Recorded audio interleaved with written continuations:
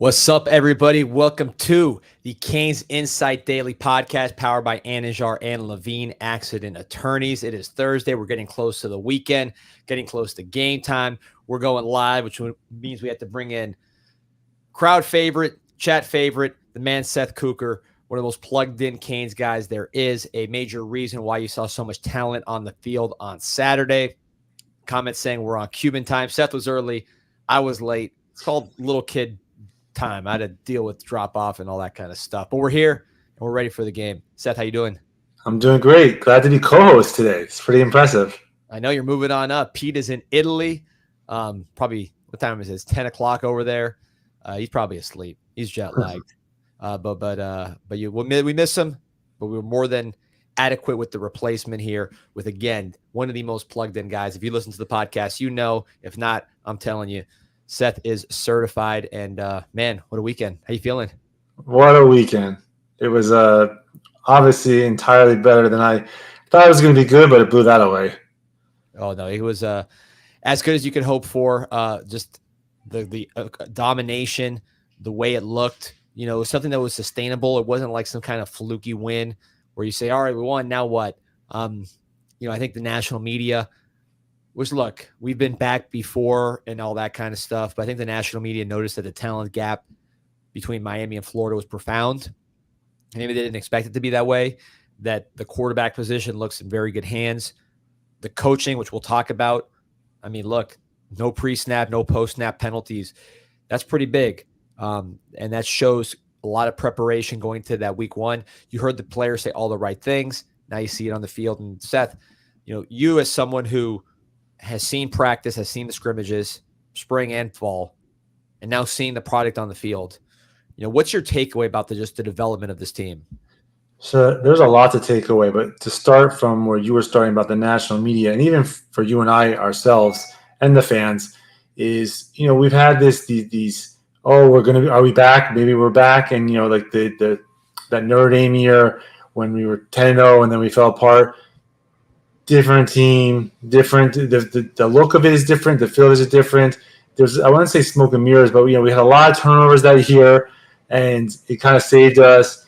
There's been other years where we were just squeaking by, and even if you look at Florida State last year, which I used to call them the luckiest team in America by far, they didn't look like we look right now. And I'm not talking about the score and what we do for. It's what we look like, the size, the speed, like you said, the lack of penalties, and I hope that stays because now they were definitely focused for this game. What's going to happen, this week? Which obviously is not. It's an inferior opponent. No disrespect to Florida A&M, but let's see if it keeps progressing. But they were definitely the most focused and ready team that I've seen in years. I told you in the live before the game that offensively, this is by far the best offense we've had since Dorsey, and I still think we've only scratched the surface. I mean. Is he going to throw for 385, 400 yards?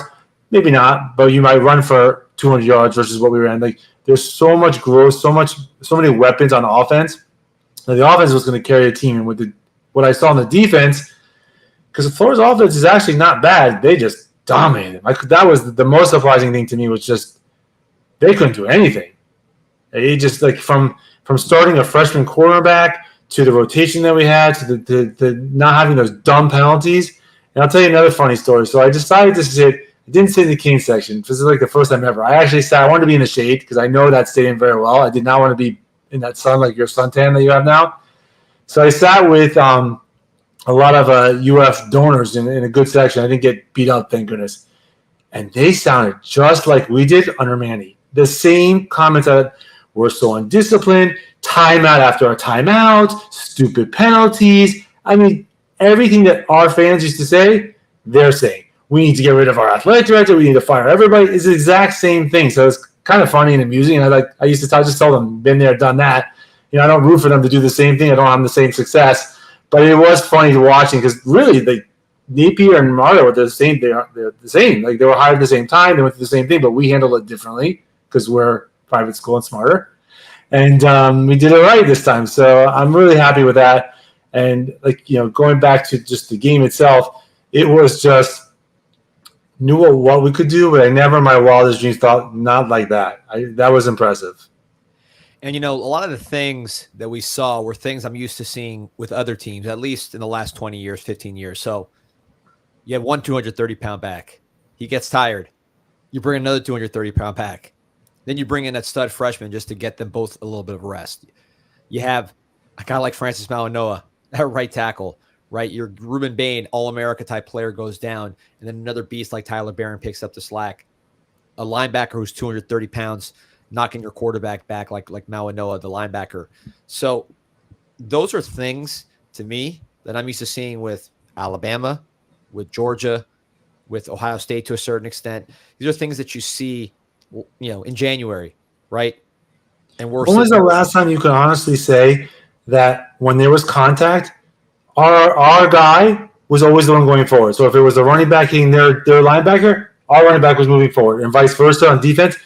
The physicality, the hits that were going on, it's not like Florida might be in because the hardest schedule. They might be an average team, but they're not. Their talent wise is as good as most of the people in the ACC. That's I would think, that's for sure. And to see what we did to them was just mind blowing. And that's what the national media saw. They saw the same thing we saw. So that's why they're like, whoa.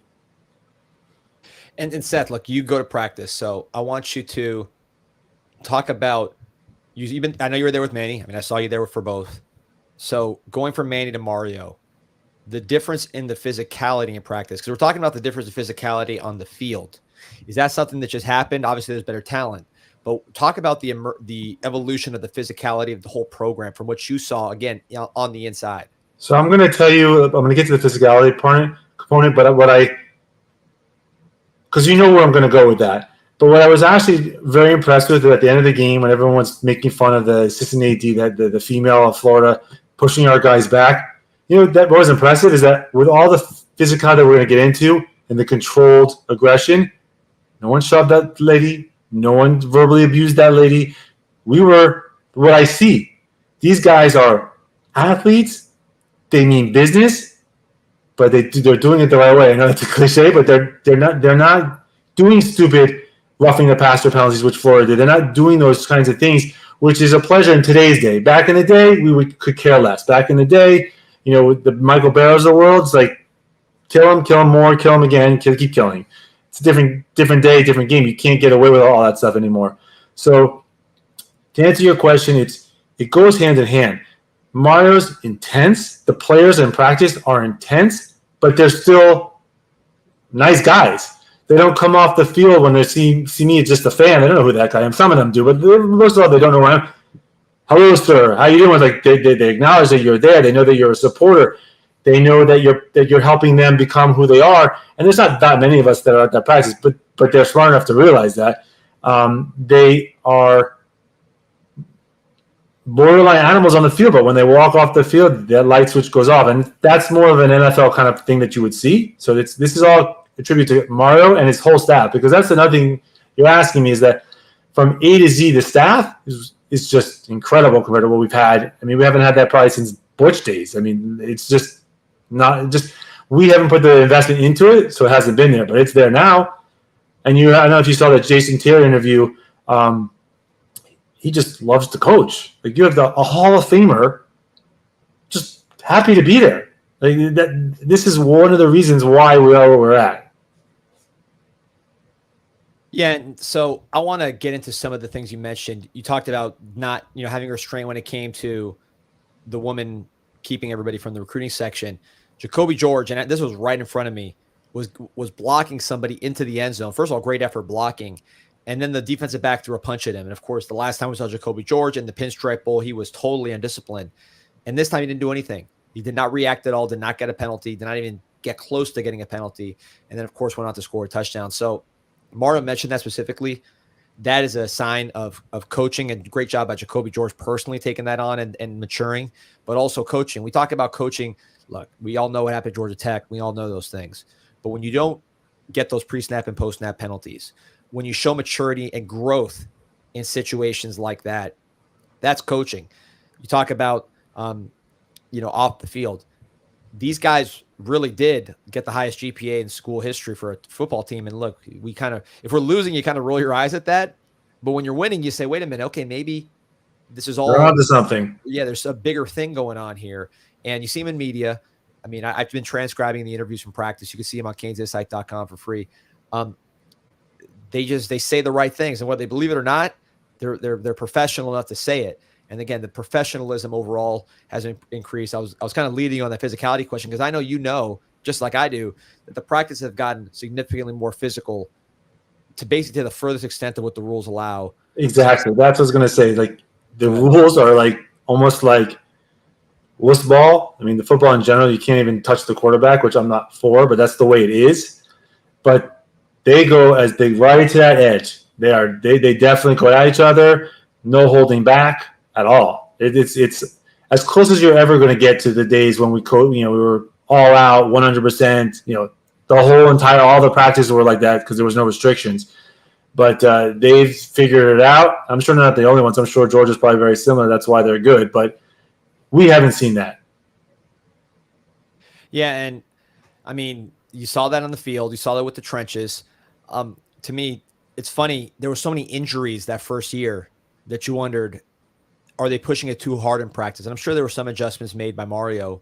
But I think what you've seen is a higher caliber of athlete and body type get in there that can handle that physical rigor. So it's almost like, yeah, a lot of guys were getting hurt because a lot of guys weren't used to that pace and tempo. They weren't ready for it. Or they just physically couldn't handle it. They weren't ready for it. So you've seen a weeding out process. You do see Manny guys out there making plays. Jalen Rivers is a Manny guy. Ryan Rodriguez is a Manny guy. Xavier Estrepo is a Manny guy. There's some guys there that were recruited by Manny Diaz who made some plays and have stuck it out. Chase Smith, you saw him out there, which was awesome to see. So you see some, those guys passed through the grinder, and then you've brought in players who are physically up to the task, who know what they're getting into. And, I think just off the field, and we talked about it, CanesConnection.com/CIS. I'll drop the link here in the live chat. Plus we got it everywhere on the website and in the description. But why? One of the reasons why we're getting big athletic dudes that have great characters, because they cost more. I mean, that's the reality of the situation. I mean, I don't want to be too cynical about it, but that's how the world works. They value themselves more because they're more valued and they cost more, right? So that's just the way the world works. It's not just the physical that you're paying for. It's that everything, because those are the best prospects, and there's no secrets. Most people at this point in the era of recruiting know what these kids are for the most part. They're surprises, but what they are off the field. You have a lot of information, I should say, off the field. Kids change, but you have a pretty good snapshot of what they are at that age. And of course, you have a lot of physical information as well. So Noah, the guy who comes out there as a killer and is physically dominant, you knew what you're getting. Mark Fletcher, physically dominant, great character, tough as nails, total team guy. You kind of know what you're getting there. So those sort of guys, that's why we push so hard for CanesConnection.com/CIS. That's why I do those regular chats with Canes Connection members to give them the inside info so they can be boosters like Seth Kuker and get the real scoop, is because of what you saw on Saturday and the total player that you're getting. I mean, Canes Connection is an extension of Mario. He was part of what he envisioned. But Canes Connection, I mean, we said it before, it's not just us. It's around every university around the country. They are so put together. They know what they're doing, and they take our money, and they're not just throwing it away. And they don't care if it's $1 or if it's $1 million. It's to them, it's all the same, and every dollar matters. And I have some friends that haven't given to UM for a long time. And it appears that they're going to step up to Canes Connection, because it doesn't take a rocket scientist to see if you're bringing in these players. Everybody knows with NIL that they're getting money. Well, the money has to come from somewhere. And you're directly, unlike before, and I'm not trying to downside giving money to the university, but you didn't know where your funds were going. It was being diluted through the entire athletic department. But here, it's going to football, it's going to the players, and you see the dividends. It's really remarkable. Yeah, no, 100%. We got some great questions here, up to 525 on the live and climbing fast. Appreciate everybody's support. Let's get in here with Arab.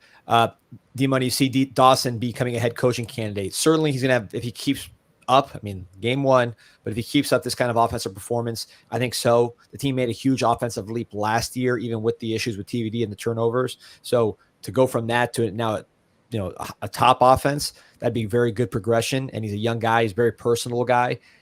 I don't know what he wants. So I just don't have info on what he wants to do. Could it be that he says, hey, my head coach is the best recruiter in the country. I can just kind of sit back, take it kind of easy on recruiting to a certain extent, and then coach up great athletes with a great offensive line. It's easy to look good as a play caller when you have a good offensive line. Maybe that's how he's thinking. That what I think might happen. Listen, in the end, you want your coaches to be head coaches, your assistant coach to be head coaches, because that means you do the right thing. You have a great coach. But the difference is, I think that, and this is we're after game one, so you're so far off to know what's going to happen. But if they continue on the progress that we all hope and want them to be, I think you'll start seeing, instead of going your assistant coach going to say SMU, no knock at SMU, you might have an assistant coach go to Tennessee, to some of these bigger programs where that's a reason to lose them. To lose them to a smaller school, you're trying to sell them on what you just said. Look at Miami, you're recruiting, you're going to get the best players, you're going to have all the support, and why leave it for a smaller program? Wait for the big dog, and that's what I would hope and think is going to happen. Yeah, I think one thing that you're seeing, there was always that perception of Mario's an offensive coordinator kill. He's already got to be the offensive coordinator for, right? But if you look at it, he recruits all the best players. He does all the work of recruiting. I mean, he recruits like 7 assistants in one coach, and you're going to have a great offensive line. So those are pretty good things if you're trying to call plays. Having good players, having a great offensive line, not having to worry about recruiting. You can kind of focus on what you do. And Mario, as you see, Dawson has changed the offense considerably from what it was when Gaddis was here. So I think Mario's changing that perception of this job for an offensive coordinator. So hopefully Dawson sticks around. But if he does get a promotion, great job by him. That means the team had a good offensive season. And I think, it would look good for the next offense coordinator, just like it looks good for the next quarterback. Got some more comments here I want to get to. Recane Swag, still smoking on that Gator pack. Appreciate you and appreciate all your content. You do a great job out there yourself. Ray, longtime listener and CanesInsight.com member. Culture and real swagger was there. It was evident and nice to see. That's a fact. When Cam Ward. Controlled swagger, though. It wasn't like this reckless madness. I mean, my favorite part of the whole thing, I don't know if it really was on TV, but you were there. You saw it. It was Inez Cooper before the game, maybe 5-10 yards off of our sideline, just staring them down. And he was there for a while. And no talking, no bad gestures, just standing there as big a man as he was and staring them down. And then when I saw that, I knew that we were coming to play. It was a matter of what was going to happen. But that just set the tone for everybody. It was eerie. And then also Cam Ward, when he ran out of bounds and stared the guy down. Those two things really, in my view, set the tone, like you said, of just confidence and knowing that they were a better team because of the preparation that they put in and all the work they put in. They had the answers to the test, and that's, I know more about that than on the football field because I wasn't a very good athlete, but certainly when you had the answers to the test or you feel like you do, you're a lot more confident taking that test. I know athletics is the same way. Corey Smith, guys are developing right before our eyes. We're showing recruits exactly what they wanted to see. That's right. If you're a recruit, whether it's a quarterback recruit, offensive line recruit, wide receiver recruit, you're seeing it. Defensive recruit. I mean, the negative recruiting that you could do against the Miami Hurricanes after a game like that is pretty minimal. Of course, if you lose, it comes right back. It depends how you play the rest of the year, but hard to negatively recruit. A question from Juan Manuel Ventura, another regular listener. We appreciate. Will we see JoJo Trader? He had gotten hurt. I was actually talking to his mom a bit at the game. She seems confident he'll be back. I know he was out there a little bit, not playing, but running around. So I think you will see him. I don't know if it's going to be this week, but I think you will see him this season. It could be this week. I haven't got an update on that. But last I heard from a good source, they're expecting him to play this year. And the injury is not like a season ender, but, injuries are always tricky. Let's see here. Callie Kane, do we have concerns about losing JT next year? It seems he could become a hot candidate to coach somewhere. His son's on the team as a backup safety. His other son is probably going to go pro next year for the LSU Tigers. So, I think he probably wanted to do the NFL at one point. Miami Dolphins makes the most sense. I believe he has a young child. Seth, correct if I'm wrong. Yes, very young child. Who lives in the Miami area, South Florida area. So, it makes a lot of sense for him to stay. But at the same time, he played in the pros. He's actually more of a pro-type player than a college player. He went to Akron, so he didn't have the full college experience. His glory days were in the pros. course, a Pro Football Hall of Famer, first ballot. So I could see that itch to go to the pros, but it has to be the right situation, family-wise. And when you have both kids, 2 out of 3 kids here, and the other one about to go pro and not, So my take is that, and everyone should try to watch that interview, because it was pretty. When you see him speak, and I do know him, he's not like my best friend, but I don't think he wants to stay in South Florida. I don't think he's looking to go all over. I think he really likes it here. It's why he took the Heritage job, was obviously because his kids were here, and he does have a very little one. And I don't know if he wants to go to the NFL or not. I don't know if he has that itch. He might, but he definitely enjoys. In that interview, he says how he couldn't believe when he did the Pop Warner thing with his kids, how much he enjoyed teaching all those kids, and that he just couldn't believe the satisfaction that he got every time they, oh my God, if I do this, like I can get this result. And he really enjoys that big range of from starting at X and ending up at Y. And in the NFL, I think it's a little less. I think when you get in the NFL, you're still learning, but it's not to that degree. When you're in high school, when you're in college, there's a lot to learn from. Like as he said like they come in the first day, and then by week 4, they all of a sudden have facial hair. And it's a very, very cute, interesting interview to watch. But I think he really enjoys being in college. So we'll see. Yeah, and for now, he's got a lot of talent. He's got a lot of young talent that plays very similar to him. When you talk about, a Marquise Lightfoot or an Elias Rudolph or a Booker Pickett, a lot of guys with his body type, Malik Bryant too, to a lesser extent. So you see guys that can really benefit from his coaching, guys he recruited, right? And guys he sold to come to Miami. So does he want to coach those guys is what you're going to see. Thank you, sir. So I want to talk about the Miami Hurricane team store. So Sunday, 2:30 to 3:30, in connection with Canes Connection, we've been talking about Mish Powell, Sam Brown, Damian Martinez will be signing autographs at the Hurricane team store. This is at the Thesis, right next to school, right on US 1. Again, directly facing the University of Miami. Seth knows the area very well. Everybody run over to halftime of the Dolphin game. Get your signatures. Exactly. That TV is there also, so you can catch it. If you miss anything, you can catch it right there on the TV while you're waiting in line for your autograph. This is the great opportunity you have when you talk about Canes Connection and Miami Hurricane Team Store. Miami Hurricane Team Store is basically an extension of the athletic department in many ways.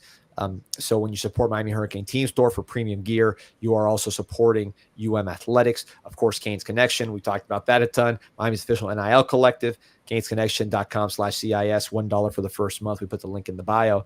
But this is all, you see how it all kind of feeds into each other. You have the athletes working with Canes Connection and being taken care of. These are guys that we would not have gotten without Canes Connection. That's why they're there. Damian Martinez, Mish Powell, Sam Brown, do the math. We needed all those guys on Saturday. So Canes Connection allows these athletes to have opportunities. They then have opportunities to meet up with the fans and provide autograph sessions this Sunday, 2:30 to 3:30. And the team store's in, which you can buy your gear. You can gear up for the season while supporting the athletic department. So these are all ways that you get great experiences as a UM fan, meeting players, getting autographs with your kids, getting gear, at the same time feeding the machine that is giving you results like you see on Saturday. So let's bring it in tight. Hurricane Team Store Sunday, 2:30 to 3:30. And if you can't go to that, if you're out of town, MiamiHCS.com's got all your gear taken care of. That's a great event. 2:30 to 3:30. They got TVs, so don't worry about the Dolphins game. Sunday, September 8th. That is going to be after the game on Saturday. Then it'll be on Sunday afternoon. All right. Let's get some more questions here. Steve, trying to sign up for Canes Connection from Canada, but only allows U.S. address. Email me, CanesInSight@gmail.com. Any questions on Canes Connection, you can email me, and I will help. I'll help you out. Afternoon, all. T6 for CIS saying hi. Appreciate you. Alain Fernandez and Seth, I want to hear your thoughts on this as well. How much did Zach Carpenter surprise you with his performance? I'll say I'd always heard a lot of buzz. People were talking about Zach Carpenter a lot. I don't know if it's because his personality is not your typical Miami guy. Matt Lee, a much more fiery guy. I never was that worried about Zach Carpenter. Again, game 1, we'll see what happens. But this is a guy who's played a lot of football. He's played Big Ten football. He was all conference Big Ten last year. This guy can play a little bit. He was a big recruit out of Cincinnati, signed with Michigan, has the size, decent athlete. So I think he can do a lot. And he's not going to look. Maybe he's not going to be a pro like Matt Lee, who's now with the Cincinnati Bengals on the 53-man roster. Their backup center will play this year. But Carpenter's a solid player. There's a reason they went out and got him. He's got impeccable coaching with Coach Mirabal, and he's got good players around him. So I'm not surprised at all with Zach Carpenter's performance. And in fact, I think people overstated how good UF's interior line was. I thought UF's defensive line in general stunk, and they were being overrated because of the recruiting rankings. And I think you saw not only Zach Carpenter, but also Ryan Rodriguez, also Matt McCoy, and then, of course, the three of the best linemen in the country, Ines Cooper, Noah, and Jalen Rivers, basically handle those guys. But, Seth, I don't know what you saw with him. I was actually a little surprised that he had, for me, the not a lot of buzz during fall camp that I thought that, they were going to talk about, Zach Carpenter. He's one of the first person we signed. I thought he played very well. I think the whole offensive line played well, and he starts at the center. So, not surprised about his performance, just the lead up to his performance. That answers the question. Nope, same boat. By the way, we got 740 and flying up on this call. So appreciate everybody on this Thursday afternoon. Great comment from Garrett here. Proud that we are not stooping to suing our own NIL collective like the goons to the north of us. For those who don't know what he's talking about, FSU, I don't know if they're actually suing, but they were making serious posts trying to solicit lawyers to sue FSU's NIL collective for wasting money. I think the On3 reported they got about $18 million wrapped up in that team, which is 0-2. So look, the stories you read about, you've read bad stories now about FSU's collective. You've read bad stories about UF's collective, and you see bad results from both teams. Everything you hear about not just from me, but from the national media, is extremely positive.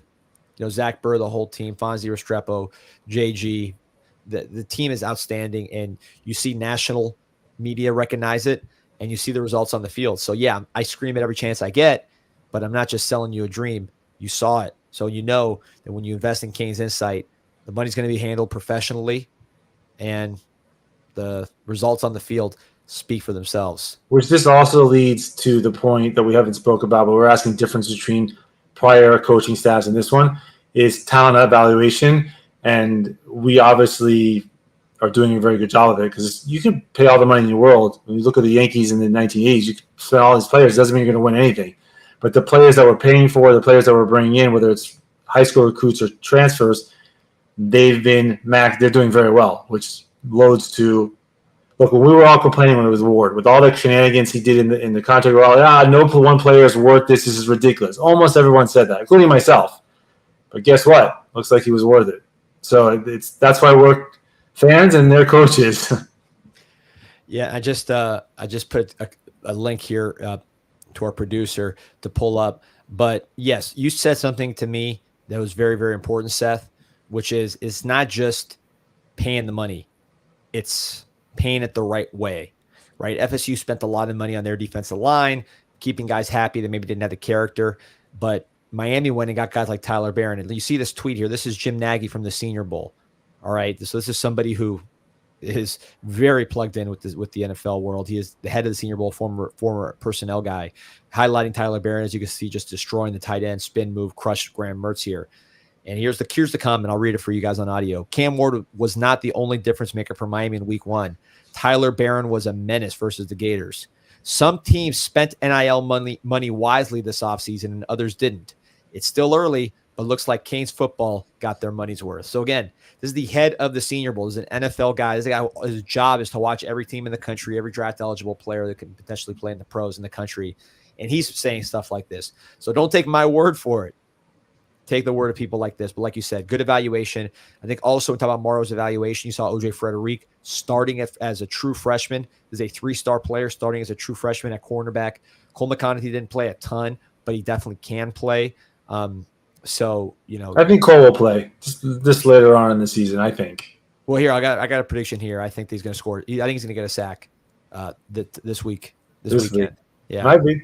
I think he's going to get a sack. He'll sack Daniel Richardson or he'll sack one of those FAMU quarterbacks. So maybe I'm wrong, but I think Cole McConaughey will make his presence known on Saturday. Got a question from Big Cane fan here. Didn't see Josh Horton. How's he coming along? He had a lot of promise for this year. I saw him play a little bit, maybe like 2 snaps or so towards the end. He's somebody that I heard is coming along well. He's missed a lot of time to injury, nothing serious, but he's just always nicked up, Seth. I know we've been standing next to each other at those practices, and he's rehabbing on the side. He's starting to get healthy. He looks the part, great movement, great size. And I heard again, speaking to people before the UF game, they said he's going to play at some point in the game, which he did towards the end. I think you'll see that more and more. The reason he's not playing, primarily in the rotation right now, I would say more than anything is because he's been injured and just hasn't had the practice time. So now that he's healthy, a game like Famu, he could have a big game and really nudge his way into that lineup, because there is room with Marley Cook injured for the moment. You saw Barrow, you saw Messidor starting at tackle. Of course, he's not a natural tackle, or at least he's not a pure tackle. You saw Ahmad Moten have a phenomenal game. Anthony Campbell did some nice things, but there's definitely room for Josh Horton in the rotation and Justin Scott in that rotation as well. More comments here. Miami 21 Hurricanes. Do you think A.J. Allen will transfer? Listen, one thing I've seen with running back, it always works itself out. Unfortunately, guys get hurt. It is a position where people end up playing. You look at last year, we played Chaney, we played Parrish, we played Allen, we played Fletcher. We played a lot of guys last year. So guys tend to play at that position just because guys get hurt. So I think A.J. Allen will play a role when it's all said and done. Black Spade Enterprises kind of question that there's something that Seth mentioned this earlier, so you can check it out when you listen again. But just how surprised were you at the discipline play that the Canes showed? And I was a little surprised. I got to say that Jacoby George thing, I was surprised, because that's a guy that he could have been kicked off the team. He could have been, encouraged to go in the transfer portal. He wasn't, and instead he's growing. So that to me is coaching at its finest level. That is the real deal, and you could see it. You could see it on the field. Here, Seth, I want to get your answer here. Everything else being equal, how does Miami finish last year if Ward is the QB? What do you think? How does Miami finish? Oh, last year he was a quarterback last year. We definitely win 3-4 more games, I think. 3 games. Yeah, the turnovers was a big thing. Now Cam Ward has had turnovers, but they're more of the fumble variety. As you saw on Saturday, he didn't get hit a lot with this offensive line. Last year's offensive line was every bit as good as this one, if not better. So he would have been protected. I think the fumbles would have gone down, and he's not going to throw as many picks as Van Dyke. You said 3 to 4 games. I think that's fair. So that'd be like 10 wins. I think probably a 10-win team. I think this team is significantly better. Significantly better where this year. The defensive end depth that this team has, much better running backs, better at receiver, better at tight end with Arroyo back. So this team's better depth at linebacker.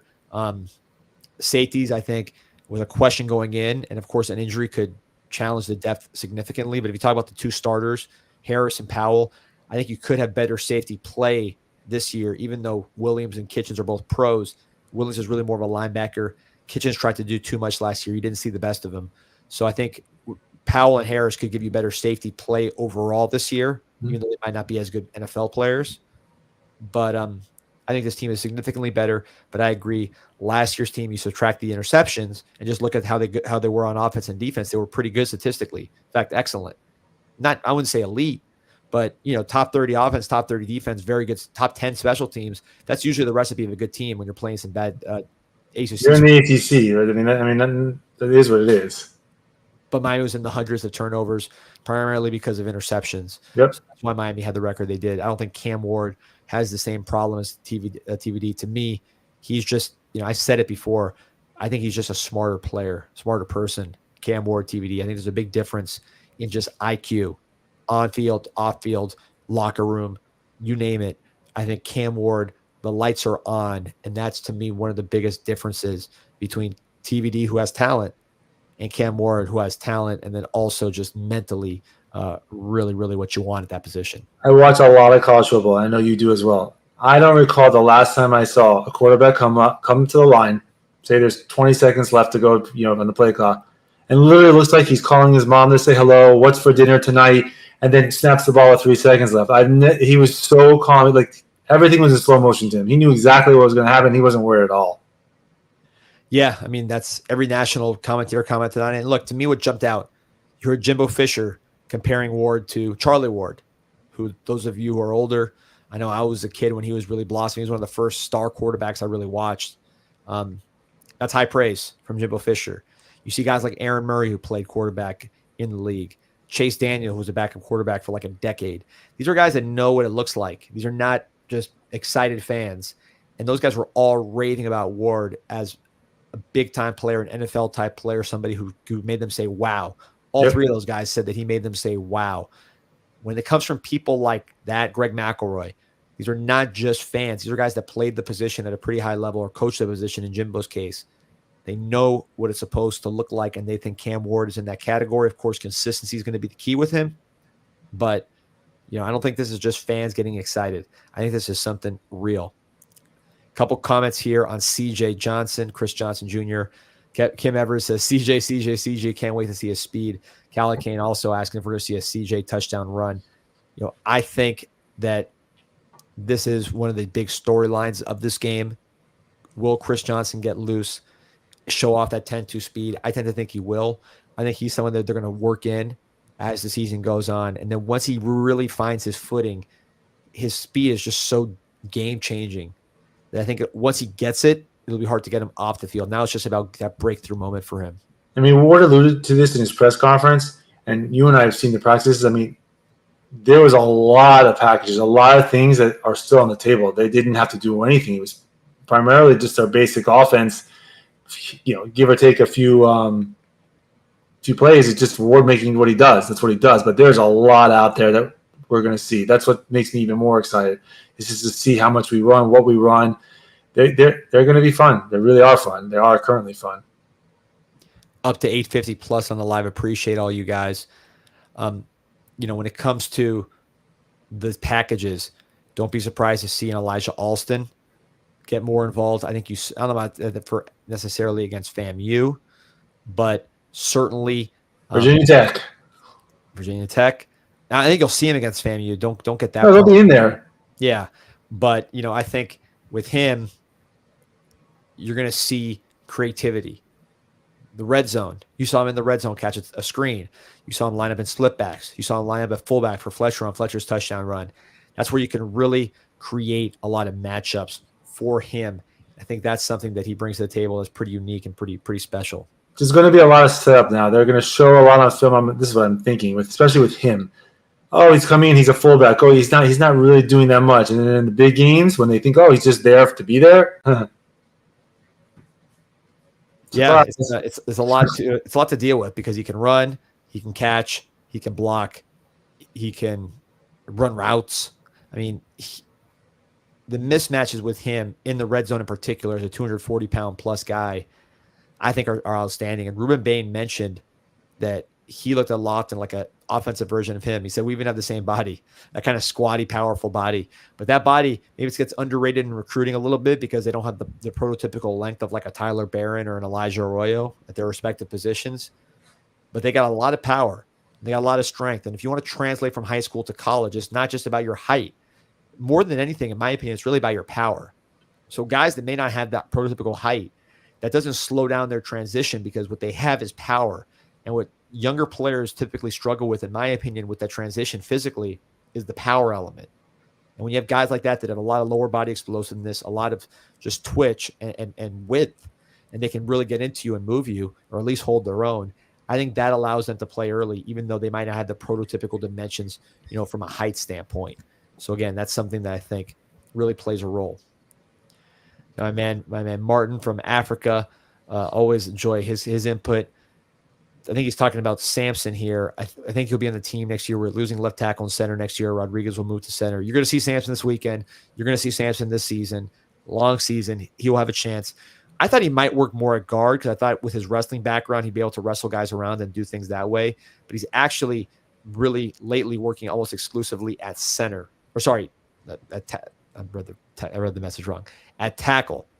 As for the center, I agree with you. Rodriguez will move to center probably next year. You also have Nino Francavili, who looks very good at center and at guard.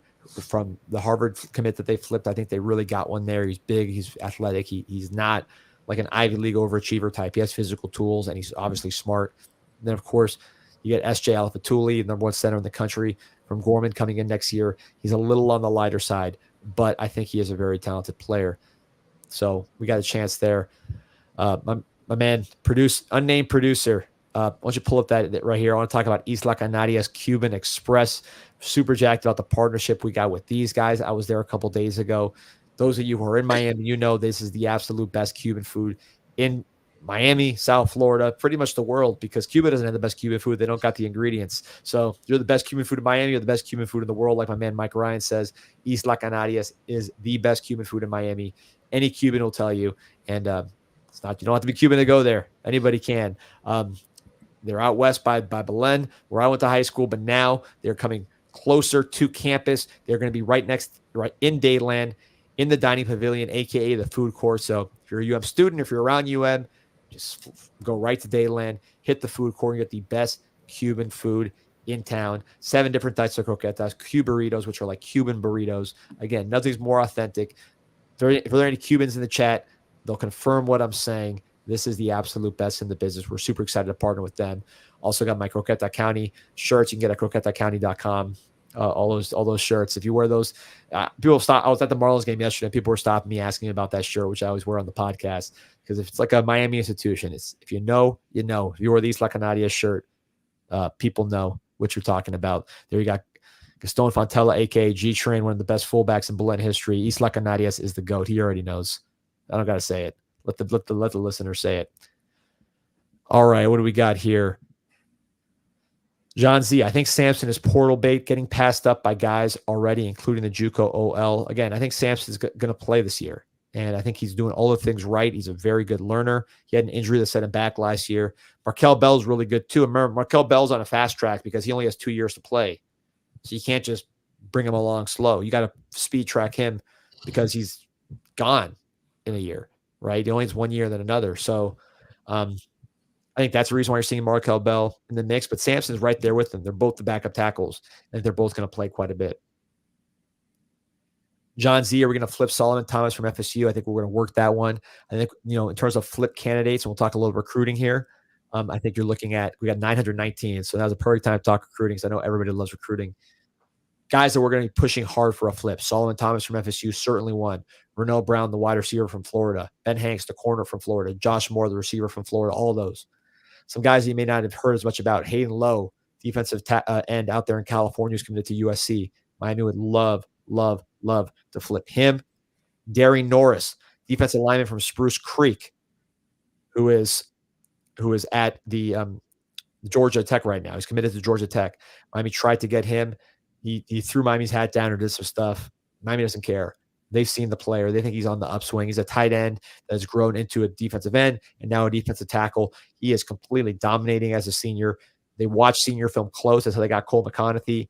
And I think they'll be evaluating guys in their own class that maybe aren't up to par, and finding guys that certainly are up to par and rising.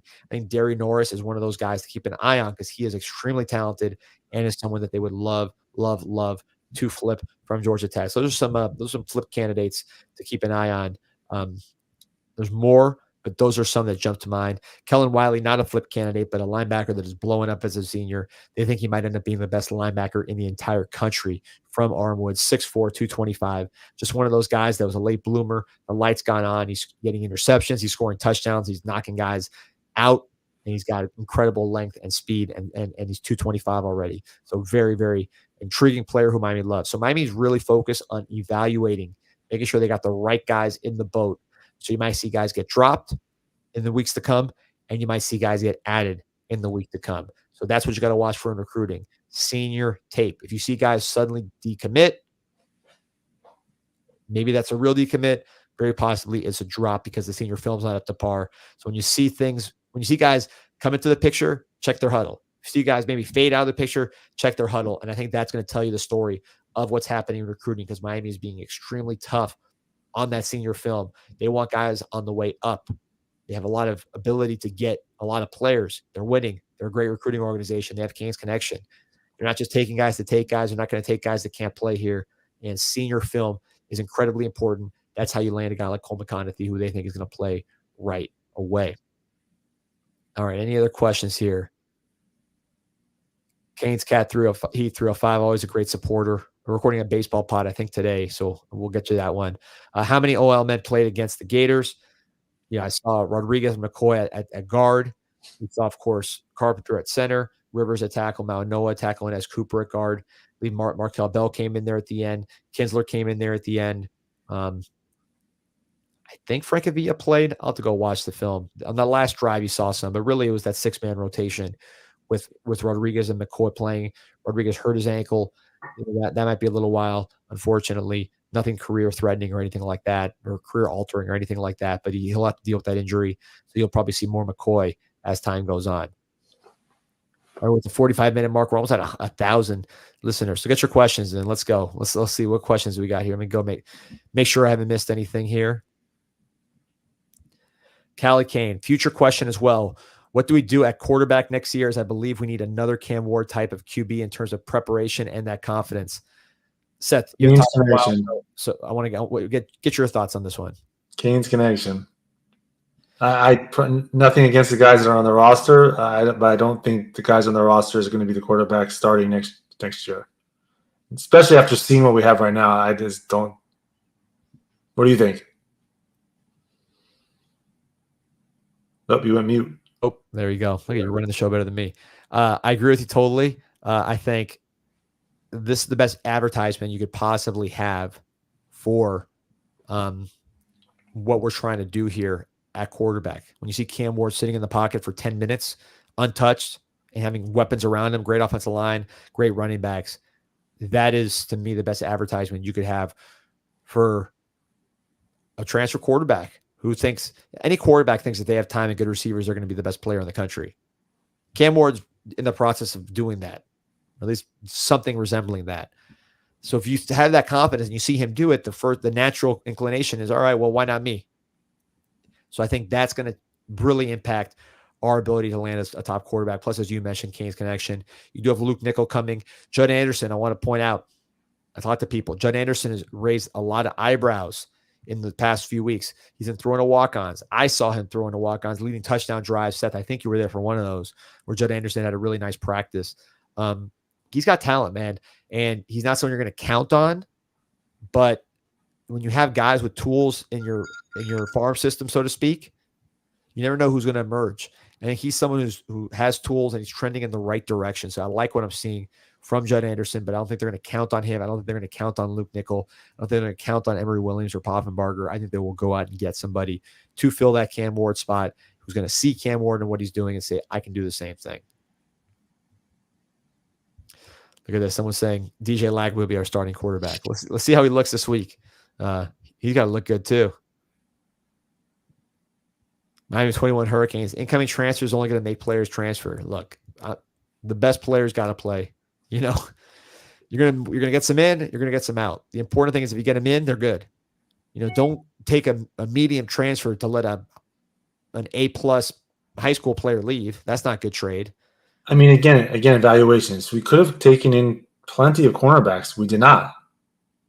We brought in players that were going to be impactful, that there were people behind them, freshmen that weren't necessarily ready to our standards. They're great players, but they weren't necessarily with their body types yet as a junior would be or a senior would be. And we brought in the right players in the right positions. We're not just looking to bring in incoming transfer for the sake of it. They gave the time for those cornerbacks to the freshmen to see what they had, and guess what? They have. Those young guys, we'll see how the year progresses, but they definitely have shown thus far, even in one game plus in practice, that they look the part. They look they can do this. And so it's bringing in the right people. So someone could transfer, but if the person is transferring, they're transferring for a reason. That they're bringing in somebody at that particular position that they feel they need to do better. So maybe the person that's transferring, he might be a great player for another team, but for us, we need something better. Yeah, so Miami 20 Hurricanes, who asked the initial question is, then what's the point of bringing in guys and recruiting only to get passed up? That causes locker room tension. Now, look, this is big boy football, right? NFL, there's always guys coming in to take your spot. And you look at college football, who's in the playoff? Georgia's got transfers. Colby Young, who was a Hurricane, got a touchdown last week. Ohio State has a ton of transfers, right? Alabama's got transfers. Texas. I think the key is that the transfers that you bring in have to be high quality. We are past the point of the medium, bodies, bringing in average players just to fill a spot. If you bring in a transfer, it's got to be a guy that, number one, has character in your locker room, is not going to poison your locker room. Number two, that has impact talent. And if they beat out a high school guy, so be it. If the high school guy's better, you wouldn't need to bring in the transfer. So this is big boy football. I think it's a mix of college or of high school recruiting and transfer portal. That's what you're seeing at the top schools. It's just about getting impact guys in terms of transfers. And Brian Adler saying, you mean bringing 5 Bama backups is not a good idea. It's a great comment, right? Because FSU brought in guys as transfers. They were backups. They were highly starred, but they were not productive players. Miami brought in Cam Ward, productive player. You saw him on Friday. Damian Martinez, productive player. You saw him on Saturday. Damian Martinez, productive player. You saw him on Saturday. Carpenter, all-conference player. You saw him on Saturday. Clark and Barrow. You saw Florida could not get anything going in the running game at the middle. Those 2 defensive tackles did their thing. Tyler Barron, completely dominant. Mish Powell with a pick. So if you're bringing guys like that are impactful, that's what you want. And then you have impactful high school kids as well. Mark Fletcher scoring touchdowns. He was a high school recruit. Restrepo, Jacoby George, Mawanoa, of course, Jalen Rivers, Inez Cooper. So it's a mix of guys. Ruben Bain, if he would have played, he's a high school recruit. Jaden Harris, who had a great game, high school recruit. So it's a mix of guys, and you keep the good ones, and the guys that aren't up to snuff, let them find seek shelter elsewhere. That's modern college. You have to have both, because even in unless you're a Bama the past 8 years, what it is, as rosters turn over, there's always some holes. Now the better teams have very few holes, and the teams that maybe are the next tier, they might have a few more holes. But basically what you're doing, you got to have those recruits. That's the foundation, the high school guys. And then you plug in to make you stronger. And that's kind of like the professional level. I mean, there's turnover in professional level too. The free agent leaves to another team. You got to plug that hole, or it's salary cap implications. You can't keep a player because you don't have the money for him. So you got to let him go. So you got to find something to replace it. It's the same thing in college. You're looking, if you're doing it the right way, in my opinion, you're looking to take whatever you perceive as a hole or a deficiency and bring in the right guy that fits not just the talent, it's also the culture. They can't come in and be a bad apple. So you got a lot to look when you're bringing these guys in, what you're looking for. And if you can bring it in, if the high school player is not to the caliber of the guy you're bringing in, then that's just the way the cookie crumbles, as they say. I mean, you got to work hard. If you want to be a Cane, you're going to work hard, try to get that position either back or the next year, or you give up and you move on. And that's not a knock on the player, because that player could be very good in another school. But for our program, they have to define as this is what we want and this is what we expect. And this is if we don't have it, we're going to get it from somewhere else. 100%. Well said. And it's good questions here I'm going to get to, because I like all these questions here. D Briz, who's a big time supporter, appreciate you. We didn't do well getting the right portal guys in the past 2 years. What do you attribute the success to in the portal this year? I don't think we did a bad job in the portal in the past. I just think it was a triage. You had to build a whole team from scratch. Too many holes. Yeah, you're going to plug too many holes. So you mentioned guys like Parrish or Lichtenstein. I mean, you needed those guys. You didn't have other players to fill those spots. You needed bodies at those spots. So they were good for what they need, but you weren't focused. You had to bring in, a whole new roster. Well, this is what I said. You need both. You got to have your high school talent that's coming in, which we were basically diluted from. We had nothing. And you have to bring in transfers. So we were trying to bring in transfers that were kind of like what their high school players, but your high school players that you're bringing in are vastly superior today. What we're bringing in, vastly superior than the Lichtensteins and those players. So when you're building both, you have it. Florida State's learning the opposite. They had all those great transfers, but they don't have any high school guys, and their talent level drops significantly. And Clemson's the other way. Clemson doesn't like to bring in transfers, and they have holes that they haven't filled, and they're trying to do it mostly through high school recruiting. So you got to do both in today's world. Yeah, and it's the quality of it, like you said. Yep. It's when you're bringing in high quality high school guys and you have spots much more stabilized, and it's not a triage. Yep. Now your transfers are filet mignon. You're getting impact guys. You can be more selective. You can't be selective when you got to fill in a whole roster. That's what FSU's finding this year. Yep. They haven't recruited well enough, so now they have to replace their whole roster again, and they're just taking guys to take guys, and they miss on most of them. When they got very lucky, I think, the first time where they need a lot of guys and they hit on a lot of guys. That was unusual. I think you're seeing a regression to the mean as far as their transfer. Luckiest team in America. Yeah, exactly. If they would have had better high school players, they could have been much more selective, but they haven't. So I think they could have parlayed it. They could, if they really had high school players with all those talent this year, they would have been like a slingshot, but they're not. And MB Kane, I think, nails it here. He says the key with any of these guys is communication, honesty. You tell them, listen, yeah, this is the you. you're now in a position of a little more power, right? Especially if you have a good season this year. Now you're in a more comfortable position. You're more similar to an Alabama, Georgia, Ohio State. Not there yet, but I'm saying you're closer. So you can tell them, like, look, we deal with the best players in the country. If you think you're the best player in the country, you come here, but we're going to bring in someone to try to replace you.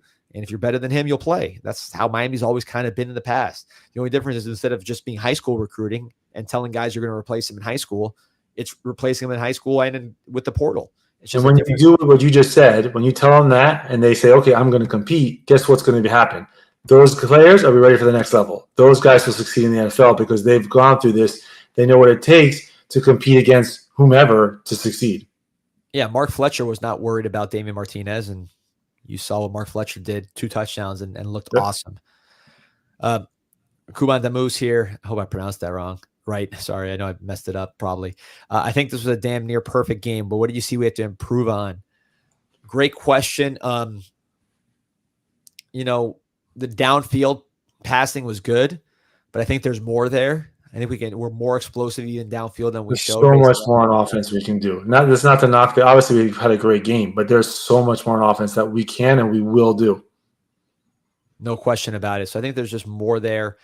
You know, I mean, it was a pretty good game. Special teams, you missed a field goal. Yeah. Which you can't miss anything in the 40 to 49 yard range when you have Andre Borregales, who's supposed to be the best kicker in the country. I think he is, or at least in that conversation. I'm not losing sleep over missing that kick, but that's not giving up a 70-yard run ever. Yep. That's a pretty big one right there. So there's a lot to clean up. I think Cam Ward, maybe a little, you know, you want him to be casual and confident, maybe a little more urgency at times. Of course, the interception, you want to eliminate those kind of mistakes. At least you don't want to take the playmaker out of him, but a play like that in your own end zone is not where you want it to be. We got Alex Bell 30 here. Does Miami finish with a top 5 recruiting class again? Yeah, I think they do. Especially if we keep winning. I think we do. And by the way, I want to get a more plug for Anajar and Levine accident attorneys. If you or someone you care about has been injured in an accident, you could be entitled to significant compensation. 1-800-747-FREE, 1-800-747-3733. Take back control of your life with Anajar and Levine. And those of you who go to the game on Saturday, you're gonna hear my voice in your head saying that because you're gonna see all the Anajar and Levine stuff all over the stadium. Great supporters of Athletics and of course of CanesInSight. So we're grateful. But yeah, what now that you've heard me say this for a good 6 months every single day, when you're at the game, you're gonna be seeing all the Anajar and Levine stuff, and you'll hear my voice in your head. I think. So let's see what HR's got to say here. Great, Abby. You bring in the best from high school, the portal that you can, based on your needs, and let the cream rise to the top. This is the way the big dogs do it. Nope, couldn't have said it better. You know, that's what this is. That's what this is. It's what's happening at running back. It's what's happening at receiver. I mean, honestly, the only negative at receiver is you don't have Jeremiah Smith. Now, Jeremiah Smith was here. Everybody you're talking about goes down a step, but that's life. I think Mario's not saying, wow, I have so many receivers. How do I play them all? Mario's thinking, man, I wish I had Jeremiah Smith. You know, there's still levels to get to. And, of course, there's going to be guys squeezed out, but that's the reality of college football, and that's where it is. And I think Miami will have a top 5 class this year. And that's what happens when you have success. If you have a top 5 class without success, there's no reason why you're not going to. Remarkable how he's recruited with no success. Now let's see how he does with success and with your rivals really struggling, Florida and Florida State. Mob Jones, teams still don't respect our secondary. We got to prove to the nation how good we really are. I think so. That's a guy like Frederic, his development. A guy like Damari Brown, who's nicked up right now, but he's going to be fine ultimately. His development. Backup safeties. Marquise Williams had a nice play. Zaquan Patterson, we're going to see him a lot, I imagine, on Saturday. So, yeah, I'd love to see some growth from our secondary. Let's see a pick from Frederic because we saw him. You're going to see one. You'll see one. I mean, we saw a bunch in camp, right, Seth? I mean, that's something this guy does is he takes away the ball at a super high level, at least in practice and in high school. Takes away the angles of the receivers. He's going to be fun to watch. You heard Jaden Harris talking about it. We just posted that interview on CanesInsight.com. 7 million plus post and counting. Feels good to say that. That number is going up with a bullet. The board is so active right now. If you're not a member, sign up for free. even if you don't want to post, you can just read people's opinions and laugh and enjoy the arguments, enjoy the constant stream of news. If you want to get involved in the argument, jump in. You'll lose your whole afternoon, but you won't be mad about it. I posted a couple stories from the players. One of them was Jaden Harris, and he could not stop talking about OJ Frederick. He said this guy's a freshman All-America, special demeanor, size, ball skills, you name it. He is the absolute real deal. So we're at the 1 hour mark. I got to sign off. It is my mom's birthday, so I will be saying happy birthday to Mama Money. Seth, always appreciate you, man. The people love you. They know you got the inside scoop and level head. And listen, when you say something's happening, you're not just saying it like it's your first rodeo. You've seen a lot of teams. You've seen great teams from when you were a student and a few years ago. You've seen not so good teams lately, and now you're seeing this. And again, while we sign off, you tell me, is this different? I mean, is this real? I'll tell you the same thing I told you in the preseason. It is different, but I want to see it. I'm sure all the fans want to see it. So we're going to enjoy the ride, and let's see how it goes. But the first game was very, very fun. I'm sure everybody here has big smiles, and let's let it roll. Let's see everybody at the Hard Rock Saturday and get the Canes going. Pack the rock. Let's get this home field advantage cooked up, and we're going to have some fun this season. Go Canes. Go Canes.